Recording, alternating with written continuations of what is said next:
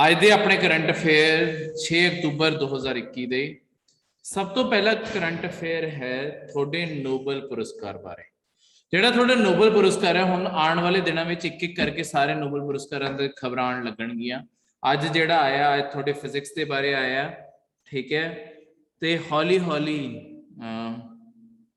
ਬਾਕੀ ਜਿਹੜੇ ਪੁਰਸਕਾਰ ਹੈ ਹੁਣ ਰੋਜ਼ ਕੋਈ ਨਾ ਕੋਈ ਮਿਲਦਾ ਜਾਊਗਾ, ਤੇ ਉਸੇ ਨਾਲ ਤੁਹਾਡਾ ਰੋਜ਼ ਦਾ ਕੋਈ ਨਾ ਕੋਈ ਕਰੰਟ ਅਫੇਅਰ ਹੋਊਗਾ। ਇਹ ਤਿੰਨ ਲੋਕਾਂ ਨੂੰ ਮਿਲਿਆ, ਸੁਕੋਰੂ ਮਨਾਪੇ, ਠੀਕ ਹੈ, ਤੁਹਾਡੇ ਜਰਮਨੀ ਦੇ, ਕਲੌਸ ਐਸਲਮੈਨ, ਤੇ ਤੀਜੇ ਤੁਹਾਡੇ ਇਟਲੀ ਦੇ ਆ ਤੁਹਾਡੇ ਜਿਓਰਜੀਓ ਪੈਰੀਸੀ। ਇਹ ਤਿੰਨ ਲੋਕ ਹੈ ਜਿਨ੍ਹਾਂ ਨੂੰ ਤੁਹਾਡਾ ਇਸ ਵਾਰੀ ਨੋਬਲ ਪੁਰਸਕਾਰ ਹਜੇ ਜਿਹੜਾ ਮਿਲਿਆ, ਇਹ ਤੁਹਾਡੇ ਫਿਜ਼ਿਕਸ ਵਿੱਚ ਮਿਲਿਆ ਤੁਹਾਡਾ ਨੋਬਲ ਪੁਰਸਕਾਰ, ਠੀਕ ਹੈ। ਇਹ ਜਿਹੜਾ ਨੋਬਲ ਪੁਰਸਕਾਰ ਹੈ ਇਸ ਸਾਲ ਇਹ ਬਹੁਤ ਹੀ ਖਾਸ ਚੀਜ਼ ਲਈ ਮਿਲਿਆ। ਜਿਹੜਾ ਫਿਜ਼ਿਕਸ ਵਿੱਚ ਵੀ ਮਿਲਿਆ ਨਾ, ਇਹ ਵੀ ਇੱਕ ਬਹੁਤ ਖਾਸ ਚੀਜ਼ ਲਈ ਮਿਲਿਆ।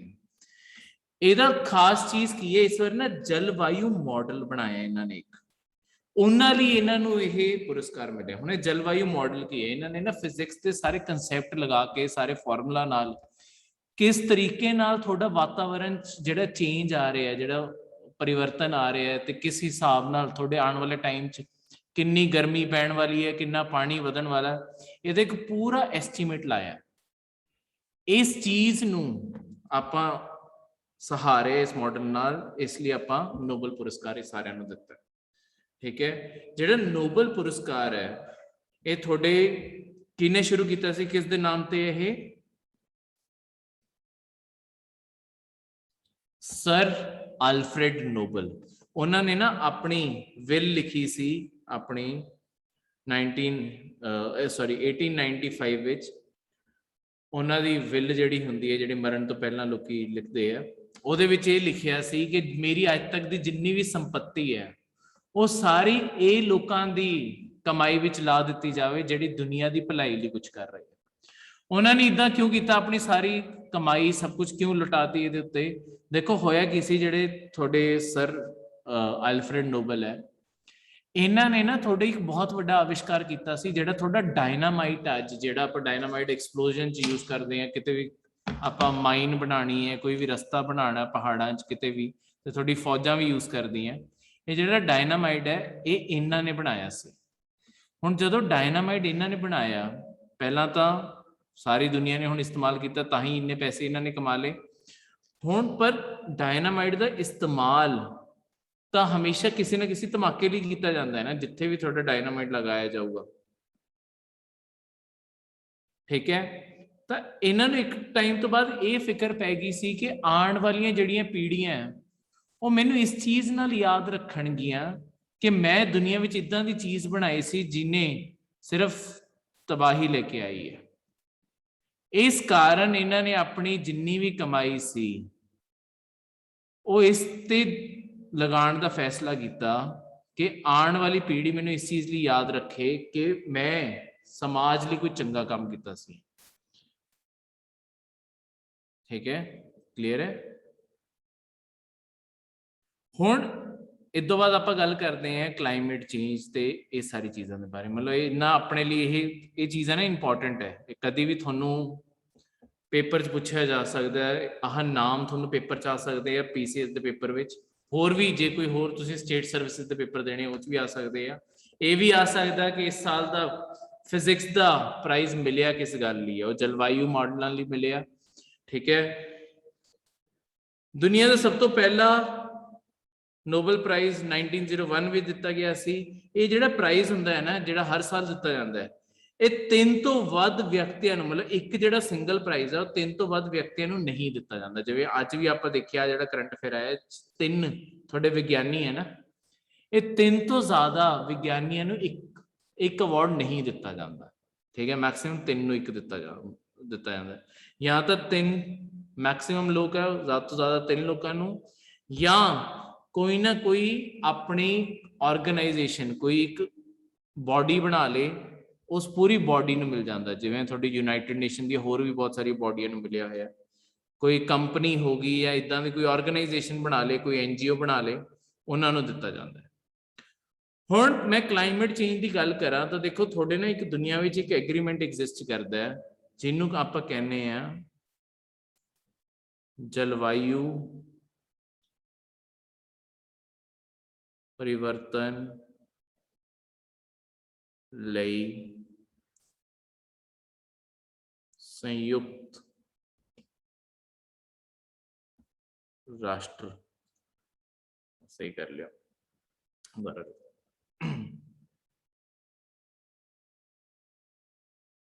संयुक्त राष्ट्र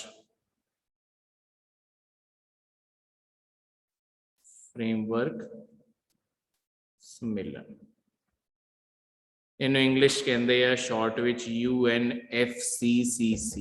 तुसीं कई बारी अखबारों में भी देखोगे, कई बारी पेपरों में भी एक कन्वेंशन ना डायरैक्टली पूछी गई है, ठीक है। ये क्वेश्चन पूछा गया ये कदों शुरू हुई सी, ठीक है, कित्थों शुरू हुई सी, इदां दी सारियां चीज़ां पूछिया गई। होया की सी थोड़े 1992 विच सारी दुनिया नूं पहली बारी इस चीज़ का एहसास होना शुरू हो गया सी, 80 विच ही होना शुरू हो गया सी। 1992 विच सारे देश मिले, कित्थे मिले, थोड़े रियो दी जनेरियो विच ना एक कॉन्फ्रेंस करवाई गई पूरी धरती लई, धरती सम्मेलन कहने उन्होंने आपां, इंग्लिश जिन्हों आप अर्थ समिट कह सकते हैं। ये जिहड़ा सम्मेलन करवाया गया ये सारी दुनिया ने, ये थोड़ा रियो दी जनेरियो जिहड़ा शहर है किहड़े देश च पैंदा है, धरती सम्मेलन होया सी रियो दी जनेरियो च, रियो डी जनेरियो, ये थोड़ा ब्राज़ील विच शहर पैंदा, इत्थे सारे दुनिया के देश इकट्ठे होए, उन्होंने सारे ने फैसला किया कि आप इकट्ठे मिल के हुण जिहड़ा अपना वातावरण च जिन्ना भी चेंज आ रहा है इहदे लई आपां काम करना शुरू करांगे। हुण गल की सी, मतलब आप काम करन दा शुरू करन दा मतलब है कि हजे गल्लां करांगे, सोचांगे कि किद्दां करना है, पर गल यह सी कि इत्थे कोई भी चीज़ बाइंडिंग नहीं, आप कोई भी टारगेट नहीं लए, किद्दां करना, किवें करना, कौन पैसे दूगा, कुछ नहीं फाइनल होया। एक पहली बारी जाके कोई समझौता जिहड़ा होया ना 2016 में होया। हुण देखो किन्ने साल लंघ गए कोई समझौता करते करते, ये भी समझौता कोई वड्डा नहीं है, पर इनू ये जिहड़ा होया सी ये थोड़े पेरिस शहर विच होया सी। पेरिस शहर विच जिहड़ा समझौता होया इहदे अंदर आपां दुनिया विच की फिक्स कीता कि आपां दुनिया का टैंपरेचर एवरेज जिहड़ा हजे हुणे टैंपरेचर सारी धरती का हैगा, आपां 2 डिग्री तो ज़्यादा वधण नहीं देना, ते कोशिश करनी है कि 1.5 डिग्री सैल्सीयस ते ही रुक जाए, ठीक है, ये अपनी कोशिश है।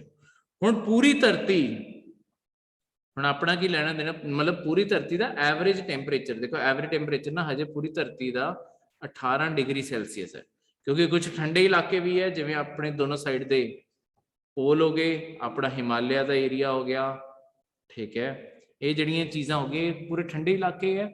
हुण कई रेगिस्तान वर्गे गर्म इलाके भी है। हुण सारी धरती का जे तुसीं टैंपरेचर का टोटल कड्डोगे ना वो 18 डिग्री के करीब आता है, यानी कि आपां 20 डिग्री सैल्सीयस नहीं होण देना।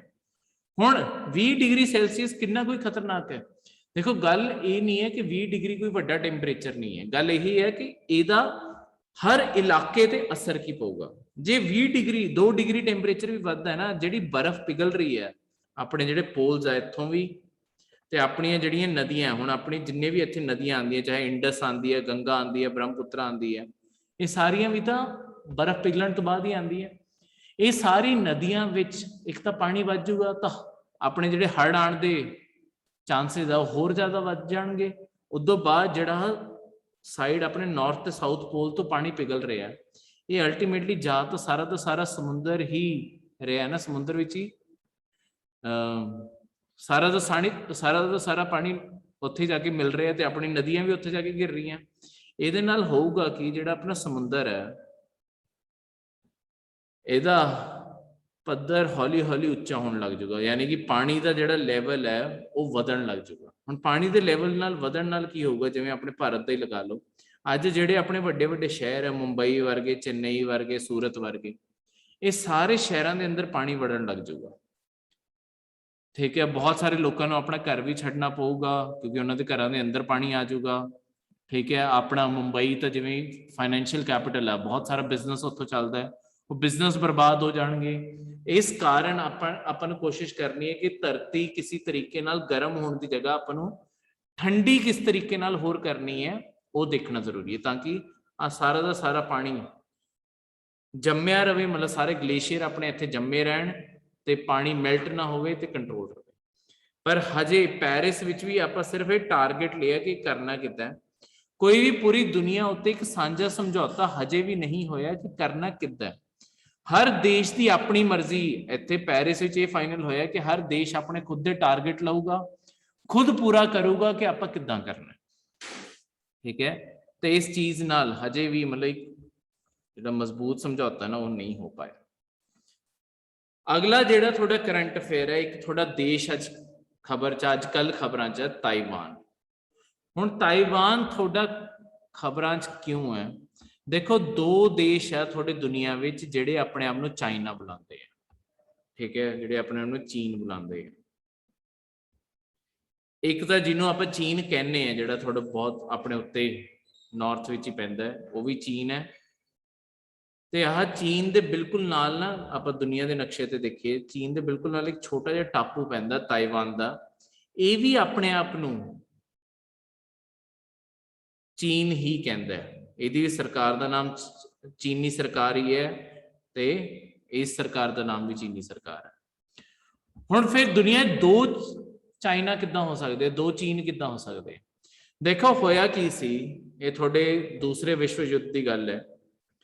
जो दूसरा विश्व युद्ध हो रहा सी,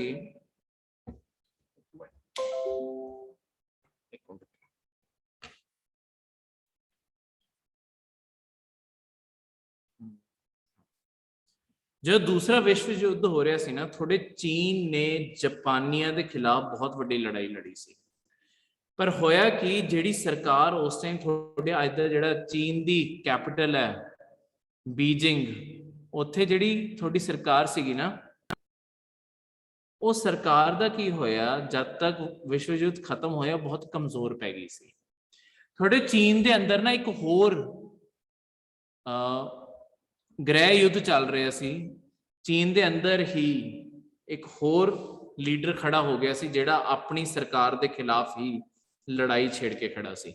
ਅੱਜ ਦੇ ਥੋੜੇ ਚੀਨ ਦੇ ਫਾਊਂਡਰ ਦਾ ਨਾਮ ਪਤਾ ਹੈ ਕਿਸੇ ਨੂੰ? ਮਾਓ। ठीक है, माओ जेडोंग कहते हैं इनू, माओ। अज भी माओवादी सोच सुनी होगी तुसी, जिहड़े नक्सलवादी वो भी माओवादी सोच रखते हैं। जिहड़े माओ जेडोंग सीगे, इन्हां दी सोच यही सीगी कि किस तरीके नाल आपां आह वाली सरकार दा तख्ता पलट करिए, जिहड़ी थोड़ी पूंजीवादी सरकार सी, ते आपां दुनिया विच मतलब पूरे चीन विच आपां पहला समाजवाद लेके आवांगे ते फिर हौली हौली पूरी दुनिया च फैलावांगे। ਹੁਣ ਇਹਨਾਂ ਨੇ ਲੜਾਈ ਲੜਦੇ ਲੜਦੇ ਜਿਹੜੀ ਆਹ ਥੋੜੀ ਸਰਕਾਰ ਸੀਗੀ, ਇਸ ਨੂੰ ਬੁਰੀ ਤਰੀਕੇ ਨਾਲ ਹਰਾਉਣ ਲੱਗ ਗਏ ਸੀ। ਇਸ ਕਾਰਨ ਆ ਜਿਹੜੀ ਸਰਕਾਰ ਸੀਗੀ, ਸਰਕਾਰ ਦੇ ਜਿਹੜੇ ਆਖਰੀ ਲੀਡਰ ਸੀਗੇ, ਉਹਨਾਂ ਨੇ ਕੀ ਕੀਤਾ, ਇੱਥੋਂ ਭੱਜਣ ਦਾ ਫੈਸਲਾ ਕੀਤਾ। ਇੱਥੋਂ ਉਹ ਭੱਜ ਕੇ ਉਹਨਾਂ ਨੇ ਸਾਰੀਆਂ ਸ਼ਿਪਸ ਚੱਕੀਆਂ ਤੇ ਭੱਜ ਕੇ ਇੱਕ ਸਾਈਡ ਤੇ ਛੋਟਾ ਜਿਹਾ ਟਾਪੂ ਆ ਜਿਹਨੂੰ ਹੁਣ ਆਪਾਂ ਤਾਈਵਾਨ ਕਹਿੰਦੇ, ਇਹ ਸਾਰੇ ਭੱਜ ਕੇ ਇੱਥੇ ਆ। उस जमाने में जिहड़े थोड़े माओ सीगे, माओ की जिहड़ी फौज सीगी, वो सारे दे सारे थोड़े किसानां मजदूरां नाल बनी हुई फौज सी।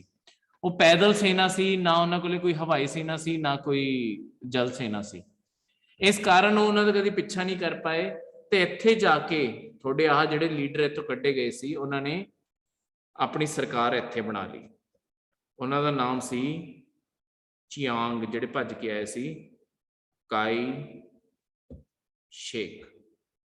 चियांग काई शेक उन्होंने इत्थे सरकार बना ली ताइवान च, थोड़े पिछे माओ ने जिहड़ा थोड़ा चीन है इहदे उत्ते कब्जा कर लिया ते इत्थे सरकार बना ली। देखो जिहड़ा ताइवान है ना, ओरिजिनली चीन दा ही हिस्सा सीगा, जिहड़े आइलैंड सीगे चीन दे ही, टापू सारे चीन दे ही सीगे। पर क्योंकि हुण जिहड़ी चीन सरकार आ गई सी, वो टापू ते जा नहीं सकदी सी, ते इस कारण इत्थे एक अड देश के तौर ते चीज चलण लग गई।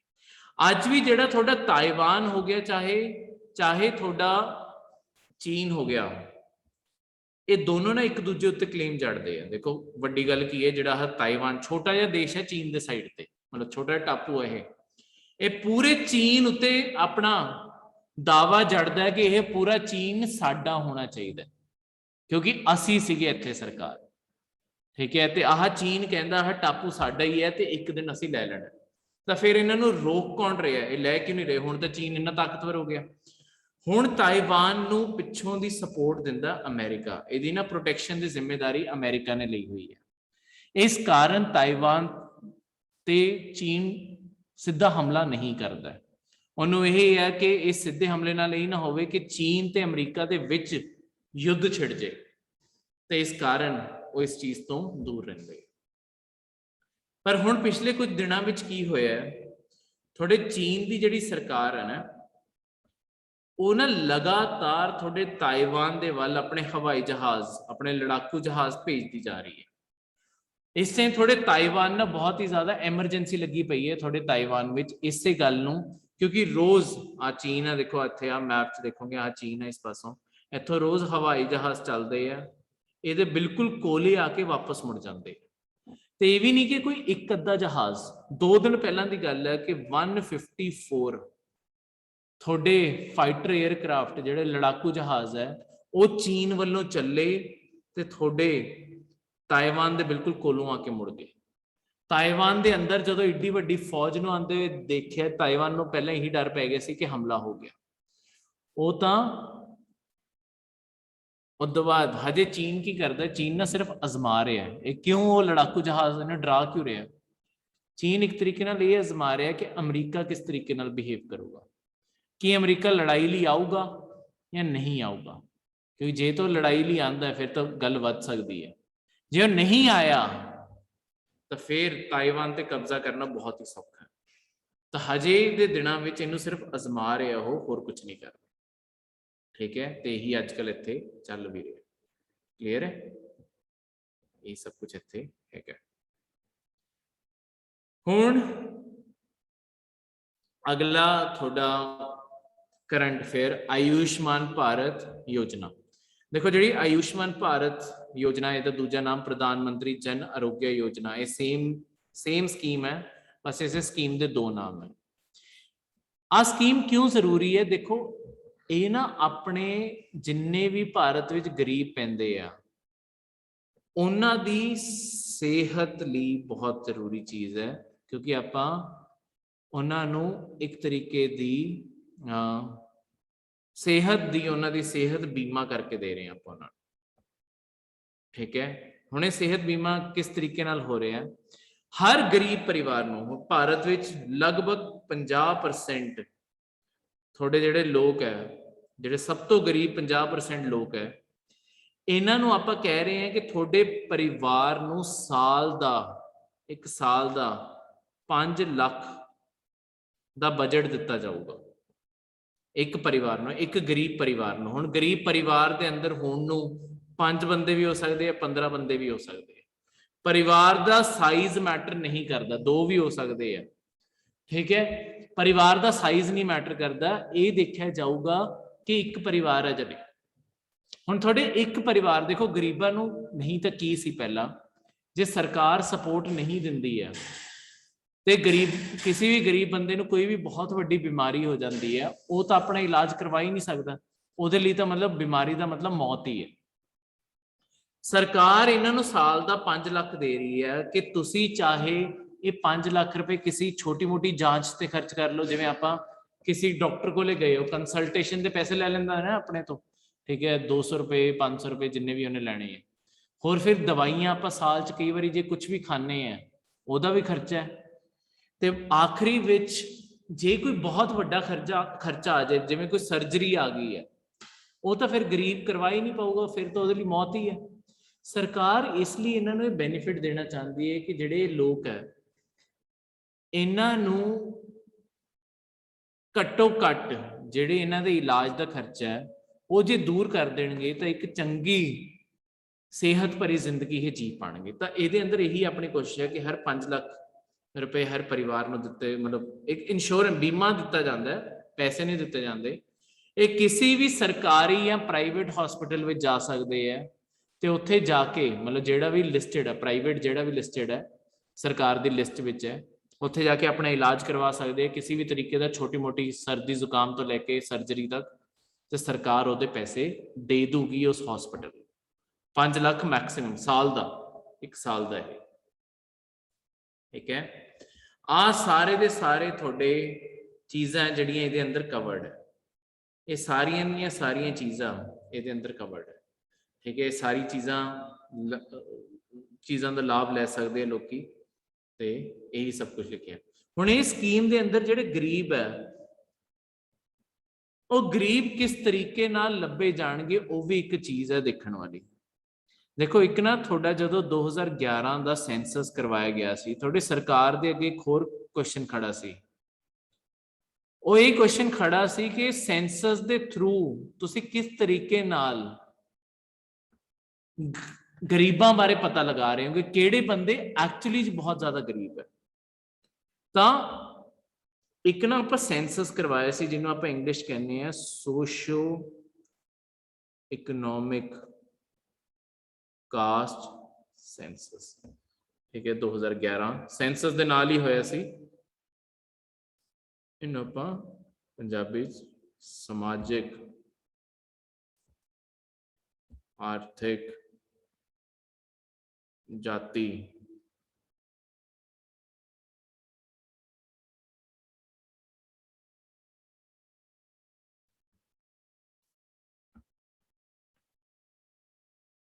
ਮਰਦਸ਼ੁਮਾਰੀ ਕਹਿ ਸਕਦੇ ਹਾਂ।